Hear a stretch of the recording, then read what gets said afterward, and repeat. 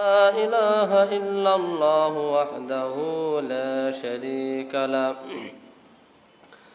ونشهد أن محمدا عبده ورسوله أعوذ بالله من الشيطان الرجيم بسم الله الرحمن الرحيم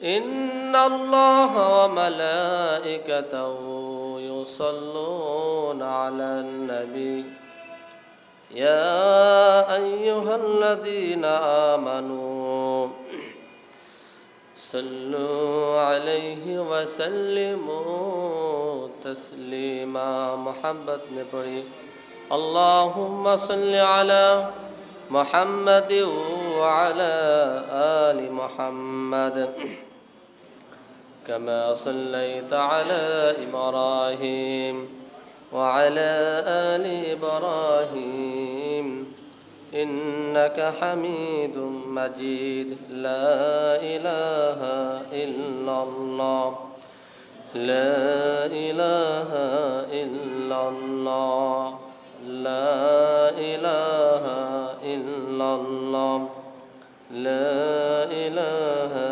إلا الله لا إله إلا الله لا إله إلا الله لا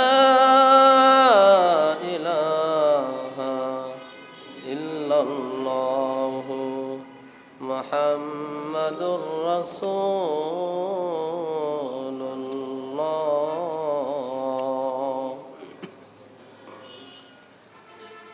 إن الذين كذبوا بآياتنا واستكبروا عنها لا تفتح لهم أبواب السماء ولا يدخلون الجنة حتى يلج الجمل في سم الخياط وكذلك نجزي المحسنين আলহামদুলিল্লাহ মহান রব্বে কারিমের দরবারে লাখ কোটি শুকরিয়া। রব্বে কারিম আমাদেরকে দুনিয়ার সকল প্রকার ফিতনা ফাসাদ থেকে হেফাজত করে আল্লাহর মেহমান হিসেবে তারই ঘরে আসা এবং বসার তৌফিক দান করছেন। এই জন্য দিল থেকে শুকরিয়া আদায় করতে আলহামদুলিল্লাহ। আল্লাহ তাআলা রহমত এবং করুণা যাদের প্রতি আছে তারাই আল্লাহর মেহমান, আল্লাহর ঘরে আসা এবং বসার সুযোগ করে দিয়েছেন। আল্লাহ তাআলা যাকে ভালোবাসে দিনের সমস্ত আমলগুলি তার জন্য আল্লাহ সহজ করে দেন। আল্লাহ তাআলা যাকে হেদায়েত দেন আল্লাহ তাআলা তার কলিজার মধ্যে একটা নূর দান করেন। আফামান শারাহাল্লাহু সাদরাহু লিল ইসলাম ফাহুয়া আলা নূরিম মির রাব্বি। আল্লাহ তাআলা একটা নূর দিয়ে ইসলামের উপরে তাকে অটল থাকার তৌফিক দান করেন, হেদায়েতের মালা তাকে পড়াইয়া দেন। আল্লাহ তাআলা এমন একটা নূর তাকে দান করেন যার মাধ্যমে হালালকে হালাল হারামকে হারাম জেনে চলার সুযোগ আল্লাহ তাআলা তাকে তৈরি করে দেন। আল্লাহ যাকে ভালোবাসেন নেকির কাজগুলো আল্লাহ তাআলা তার জন্য সহজ করে দেন, জান্নাতের রাস্তা তার জন্য সহজ করে দেন। আল্লাহ তাআলা একটা নূর দিয়ে তাকে শক্তিশালী করেন, যে নূরের মাধ্যমে সে সত্য মিথ্যা পার্থক্য বুঝতে পারে, সে ইমানের আলোয় আলোকিত হতে পারে, ইমানের বলে বলিয়ান হতে পারে। এরপরে সে শয়তানের সমস্ত রাস্তা ছেড়ে দিয়ে সে এক আল্লাহর রাস্তায় চলা তার জন্য সহজ হয়ে যায়। আল্লাহ তাআলা যারা দুনিয়াতে চোখ দিলাম, শোনার জন্য কান দিলাম, বোঝার জন্য আফইদা কলব দিলাম, তার হৃদয়টা দিলাম আমি ভালো মন্দ তফাৎ করে বুঝে চলার জন্য। কিন্তু এইগুলি যারা কাজে লাগালো না, শুনলো না, দেখলো না, বুঝেও না বুঝার ভান করলো, তারা আমার আয়াতকে মিথ্যা প্রতিপন্ন করলো। শুধু মিথ্যা প্রতিপন্নই করলো না, তারা আমার আয়াতের উপরে তারা অহংকার করলো। আল্লাহ বলতেছেন, যারা অহংকার করলো, আমার কোরআন কে সামনে রাখলো না, মিথ্যা মনে করলো, বুঝে হোক আর না বুঝে হোক, লা তুফাত্তাহু লাহুম আবওয়াবুস সামা, লা তুফাত্তাহু লাহুম আবওয়াবুস সামা, তাদের জন্য আসমানের দরজা খোলা হবে না। বলেন নাউজুবিল্লাহ। আসমানের দরজাগুলো তাদের জন্য খোলা হবে না। ওয়ালা ইয়াদখুলুনাল জান্নাহ, তারা কখনো জান্নাতেও প্রবেশ করবে না। বলেন নাউজুবিল্লাহ। বুঝলো না। সবাই জানে কোরআনের রাস্তাটা ভালো রাস্তা, কিন্তু বিভিন্ন স্বার্থে, দুনিয়ার স্বার্থ, অর্থের লোভ, নারীর লোভ, গাড়ির লোভ আর সুন্দর জীবনযাপনের লোভে পড়ে সে শয়তানের রাস্তা অবলম্বন করল, শয়তানের দলে সদস্য হলো, শয়তানের অংশীদার হলো। শয়তানের কাজ হলো মানুষকে আল্লাহর রাস্তা থেকে দূরে রাখা। সেও এই কাজের মধ্যে শরীক হলো। অর্থাৎ আল্লাহর জমিনে যারা আল্লাহর দিন চায় না, আল্লাহর জমিনে যারা অন্যের দিন চলুক, অন্যের হুকুম চলুক, আল্লাহর দিন না চলুক, এই লোকগুলি হলো শয়তানের লোক।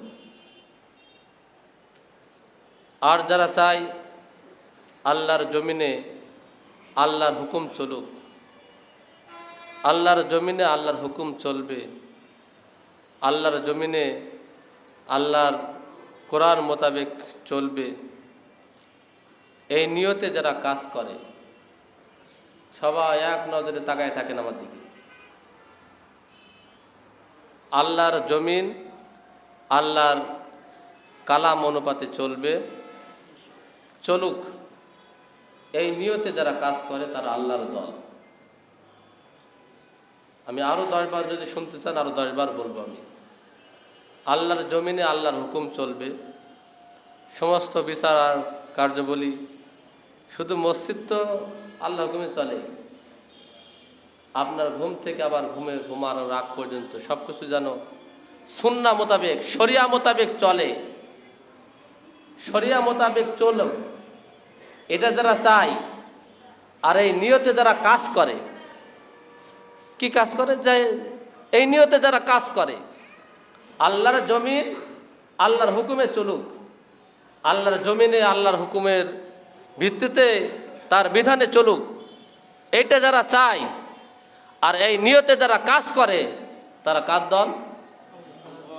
আবার বলি, আল্লাহর জমিন আল্লাহর হুকুমে চলুক, এই নিয়তে যারা কাজ করে। কাজ তো হাজার প্রকার হতে পারে, মিটিং, মিছিল, ফেসবুকে একটা পোস্ট, হাজারো রকম কাজের শেষ নেই। এই নিয়তে যারা কাজ করে, এই নিয়তে যারা কাজ করে তারা কার দল? সবাই বলবেন, কার দল? কার দল? কারা আল্লাহর দল? আল্লাহর জমিন আল্লাহর শরিয়া মোতাবেক চলবে, আল্লাহর জমিন আল্লাহর শরিয়া মোতাবেক চলবে, আর এই নিয়তে যে কাজ করে সে কার দল? তোমার দেশে, তোমার বাংলাদেশে 73টা দল থাকতে পারে, কোরআন হাদিসে 73টা দল নয়। ইল্লিয়িন আর সিজ্জিন, জান্নাত আর জাহান্নামের পরে কি আর কোনো দল আছে? আর কোনো ঘর আছে জান্নাত আর জাহান্নাম ছাড়া? আপনি 73টা বানান কেন? আপনি 273 বানান, সেটা আমার আলোচ্য বিষয় নয়। আমি আপনার যে ফর্মুলা দিতেছি এটা মুখস্থ করে যান। আল্লাহর জমিন আল্লাহর শরিয়া মোতাবেক চলবে। সবাই বলেন, আল্লাহর জমিন, আল্লাহর জমিন আল্লাহর শরিয়া মোতাবেক চলবে। এই নিয়তে যারা কাজ করে, বলেন আল্লাহর জমিন আল্লাহর শরিয়া মোতাবেক চলবে, এই নিয়তে যারা কাজ করে তারা কার দল? আরেকটা দলের সংজ্ঞা বলি, আল্লাহর জমিন অন্যের হুকুমে চলবে। বলেন, আল্লাহর জমিন আল্লাহর জমিনে অন্যের আইনে চলবে। এই নিয়তে যারা কাজ করে তারা শয়তানের দল, তারা শয়তানের দল। আবার বলি, আল্লাহর জমিন অন্যের আইনে চলবে, এই নিয়তে যারা কাজ করে তারা কার দল? তারা কার দল? পরিষ্কার? এই কথাটা অনেকের ভালো লাগবে না। যাদের ভালো লাগবে না আজকে তাদের গায়ে আগুন ধরাই দিব, কোরআন দিয়ে ধরাই দিব। এই কথাটাও অনেকের ভালো লাগবে না। এই যে সংজ্ঞাটা দিলাম, এই সংজ্ঞা অনেকের ভালো লাগতে নাই পারে। ভালো না লাগলে কি হবে? সূরা আরাফ 40 নম্বর আয়াত, 14 নম্বর পৃষ্ঠা, 8 নম্বর লাইন। এখানে আল্লাহ রাব্বুল আলামিন বলতেছেন, ইন্নাল্লাযীনা কাযযাবু বিআয়াতিনা ওয়াস্তাকবারু আনহা লা তুফাত্তাহু লাহুম আবওয়াবুস সামা ওয়া লা ইয়াদখুলুনাল জান্নাহ হাত্তা ইয়ালিজাল জামালু ফি সাম্মিল খিয়াত ওয়া কাযালিকা নাজজিল মুজরিমিন। নিশ্চয় রব্বে কারিম বলতেছেন, নিশ্চয় যারা আমার বিধান, আমার আয়াতকে যারা অস্বীকার করবে, অমান্য করবে, আমার হুকুম যারা দুনিয়াতে যারা অমান্য করবে, আমার আয়াতকে যারা অস্বীকার করবে, আমার আয়াতকে যারা মান্য করবে না, ওয়াস্তাকবারু আনহা, অহংকার করে, অবজ্ঞা করে সেটাকে ছেড়ে দিবে, সেটাকে অহংকার করে সেটাকে অমান্য করবে, তাদের জন্য লা তুফাত্তাহু লাহুম আবওয়াবুস সামা, আসমানের কোনো দরজা তাদের জন্য রব্বে কারিম খুলবে না। বলেন নাউজুবিল্লাহ। লা তুফাত্তাহু লাহুম আবওয়াবুস সামা, আসমানের কোনো দরজা তাদের জন্য খোলা হবে না, আসমানে যারা যেতে পারবে না। ওয়ালা ইয়াদখুলুনাল জান্নাহ, আসমান তো দূরের কথা, জান্নাতের মধ্যেও তারা প্রবেশ করবে না। বলেন নাউজুবিল্লাহ। অতক্ষণ পর্যন্ত জান্নাতে যাবে না। একটা উট যতক্ষণ পর্যন্ত সুয়ের ছিদ্র দিয়ে যতক্ষণ পর্যন্ত উট প্রবেশ করতে না পারবে ততক্ষণ পর্যন্ত এই অহংকারী জান্নাতে যাবে না। ওয়াকাযালিকা নাজজিল মুজরিমিন, অপরাধীদের জন্য আমি আল্লাহ রাব্বুল আলামিন এভাবেই তাদেরকে শাস্তি দিয়ে থাকি। অপরাধীদের দৃষ্টান্ত এভাবে আমি দিয়ে থাকি। অন্য এক আয়াতে আল্লাহ রাব্বুল আলামিন বলতেছেন, ও আমার গোলামেরা, ওয়ালাকাদ যারানা লিজাহান্নামা কাসীরাম মিনাল জিন্নি ওয়াল ইনস ওয়ালাকাদ যারানা লিজাহান্নামা কাসীরাম মিনাল জিন্নি ওয়াল ইনস, দুনিয়ার মধ্যে বহু মানুষ এবং জিন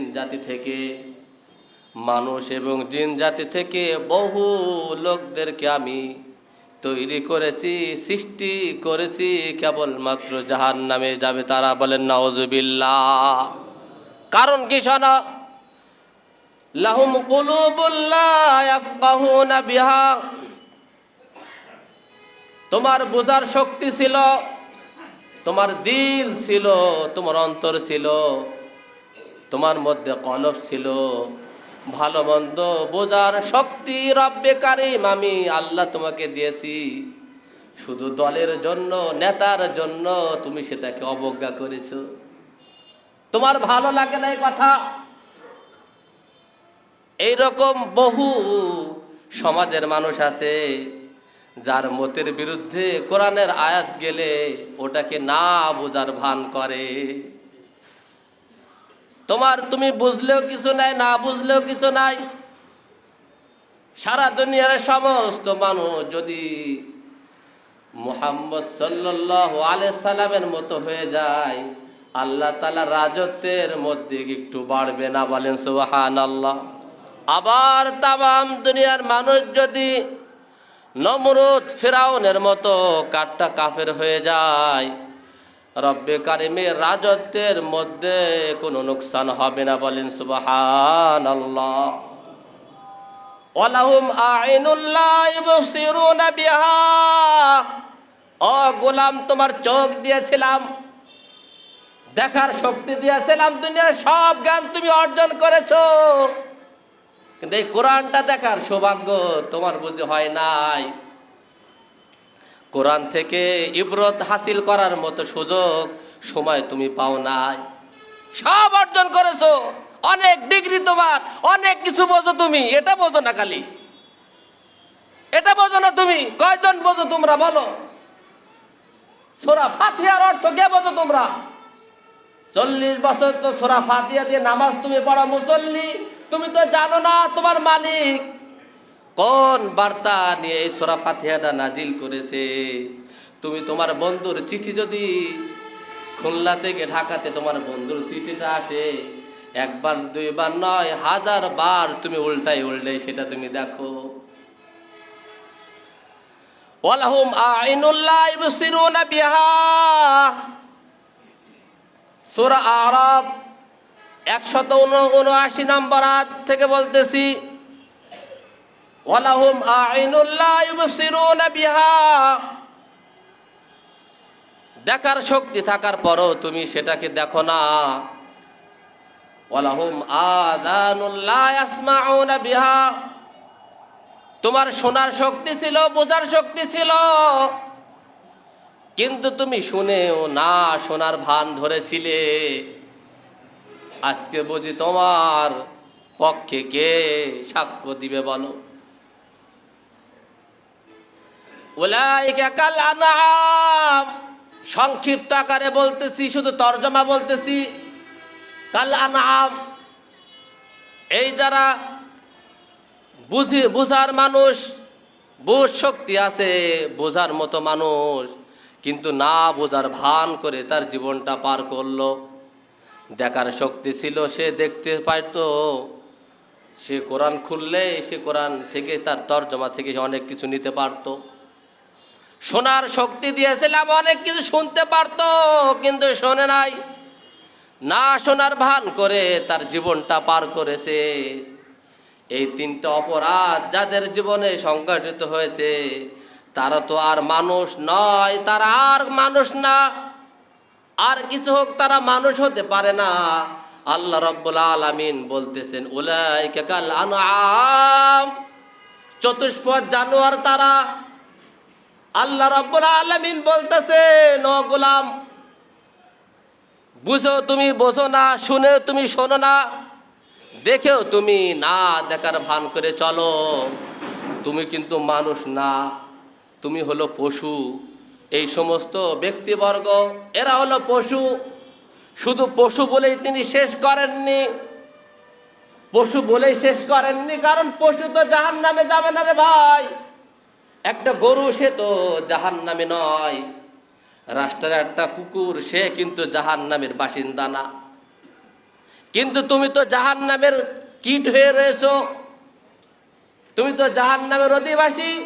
উলাইকা কাল আনআম, তুমি পশু না, না পশু বলেই তিনি ক্ষান্ত হননি, বালহুম আদল, পশুর থেকেও তুমি নিচেই, পশুর থেকেও তুমি নিচে, পশুর থেকেও তুমি খারাপ। তোমার চেহারা সুরত সব আছে তোমার, কিন্তু তুমি মানুষ তো না। প্রথম বলছে না উলাইকা কাল আনআম, তুমি পশু। প্রথম বলছে এই সমস্ত ব্যক্তিরা পশু, পরে আল্লাহ আবার বলছে না, পশু বললে এদের সম্মান বেড়ে যাবে, পশু না, এরা পশু না, পশুর থেকেও খারাপ। তুমি মানুষ না, তোমার নাম আব্দুল গফফার হতে পারে, তোমার নাম আব্দুল সাত্তার হতে পারে, কিন্তু তুমি মানুষ না। তোমার নাম যত সুন্দর হতে পারে, কিন্তু তুমি মানুষ না। তুমি বালহুম আদল, বালহুম আদল, তুমি চতুষ্পদ জানোয়ারের থেকেও নিকৃষ্ট বলেন নাউযুবিল্লাহ। এত আস্তে কোন কেন? কলিজা ছিঁড়ে যাইতেছে তোমাদের জন্য। 12 বছর থেকে মাদ্রাসায় পড়ছি, ইনশাল্লাহ জীবনে কোনোদিন এক ওয়াক্ত নামাজ ইচ্ছাকৃতভাবে নষ্ট করিনি, ইনশাল্লাহ এক ওয়াক্ত নামাজ নষ্ট করিনি। আমাদের কেরামতে কি জানো তোমরা? আমার জীবনে কোনোদিন এক ওয়াক্ত নামাজ আমি ইচ্ছাকৃতভাবে নষ্ট করিনি। তুমি তোমার সাথে আমার তুমি মিল করাও কিভাবে? রহমত নিয়ে জান্নাতে যাবে, রহমত কে পাবে? তুমি যে সারা দিন নামাজ পড়ো না, তুমি রহমত পাবে? রহমত কে পাবে? তোমার দোকানে যে কর্মচারীরা তোমার কথা মতো চলে তো চলেই, আর অতিরিক্ত কিছু কাজ করে, মহব্বত কে পাবে? এ পাবে নাকি যে ডিউটি করে না সে পাবে? বলেন কে পাবে? যে পূর্ণাঙ্গ ডিউটি করার পরও আর কিছু করে সে তো পাবে ইনশাল্লাহ। সন্তানকে আলেম বানাতে চাও না, তোমার সন্তান তোমাকে পাগলা করো যে নিজে ভর্তি করবে। শীতের কনকনে এতে বুড়া বাবাকে রাস্তায় স্টেশনে ফেলে রেখে আসবে, সেই দিন বুঝবে তুমি তোমার 4টে সন্তান 4 দেশে থাকে, তোমার 2 পয়সা উপকার হবে না। সন্তানকে মানুষ বানাও, সন্তানকে শিক্ষিত করতেছেন করেন, কিন্তু তাকে প্রথমে আগে মানুষ বানান। আপনার সন্তান কত ডিগ্রি নিয়ে অর্জন করছে, গোল্ডেন এ প্লাস পাইছে, ভালো কথা, কিন্তু সন্তান তো মানুষ না। কি বললেন আল্লাহ? এরা মানুষ না। যদি এই 3টে গুণ তোমার মধ্যে না থাকে, তুমি মানুষ না। তোমার নাম যত ডিগ্রি হতে পারে, তোমার চেহারা সুরত যত সুন্দর হতে পারে, তুমি মানুষ হতে পারবে না। মানুষ হতে হলে এই গুণ তোমার লাগবে। এখন তোমার সন্তানের ভিতরে গুণ আছে কিনা? গতকাল একটা মেয়েরে জিজ্ঞেস করছি, বলো তো, আমি তো আমার এলাকাতে মাদ্রাসার দাওয়াত আমি সবসময় বলি, সবার কাছে আমি মাদ্রাসার দাওয়াত দিই। আমার একটা প্রতিষ্ঠান আছে মাদ্রাসাতুল মদিনা। একটা মেয়েরা বলতেছি তুমি মাদ্রাসাতে পড়ো, কোথাও আমি স্কুলে পড়ি। তা আমি তারা জিজ্ঞেস করতেছি, বলো তো আমাদের সৃষ্টিকর্তাকে, আমাদের তৈরি করছে কে? সে সরাসরি বলল নবী, সরাসরি সে বলতেছে নবী। বলেন না নাউজুবিল্লাহ? সরাসরি বলতেছে সে নবী। জ্ঞান তো তার সব দিছে, কিন্তু সে এই কথাটা তো জানে না। গতকালকে কথা বলছে, এই তো ঈদগার পাশে সরাসরি বললো, আমার কলিজা আগুন লাগলো। কি কয়? সে বলতেছে নবী নাকি তাকে তৈরি করছে। সন্তানকে আগে মানুষ বানান, আপনার সন্তান যেন মানুষ হয়। এদেশে মাদ্রাসার লেভেলে অনেক ভালো ভালো প্রতিষ্ঠান তৈরি হয়েছে আলহামদুলিল্লাহ। আমার নিজের প্রতিষ্ঠান ইনশাল্লাহ প্লে থেকে নিয়ে 10ম শ্রেণী পর্যন্ত।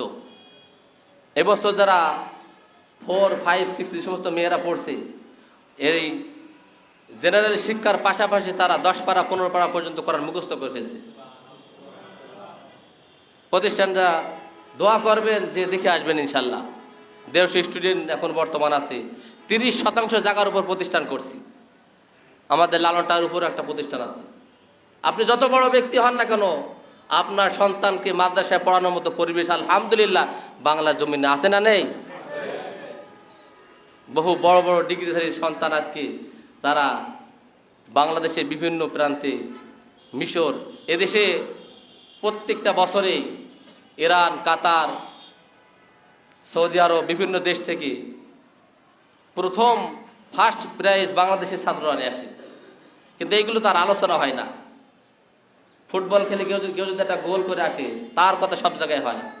এই তো গত সপ্তাহে আমাদের নেসার সাহেবের মাদ্রাসা থেকে এক ছেলে ইরান থেকে প্রথম পুরস্কার নিয়ে আসছে। প্রায় 70 লক্ষ টাকা তার পুরস্কার দিয়েছে, বলেন সুবহানাল্লাহ। আর এ দেশে সরকার দিয়েছে 2 লাখ টাকা। এই জন্য আমার ভাই, সন্তানকে মানুষ বানান, সন্তান যেন মানুষ হয়। আপনার সন্তান যেন দুনিয়াতেও কল্যাণ হয়, আখিরাতেও কল্যাণ হয়, বলেন না আমিন। আল্লাহ তাআলা আমাদের সবাইকে আল্লাহর দলভুক্ত হওয়ার তৌফিক দান করেন, বলে আমিন। ওয়া আখিরু দাওয়ানা আলহামদুলিল্লাহি রাব্বিল আলামিন। আমরা সুন্নাত আদায় করে নিই।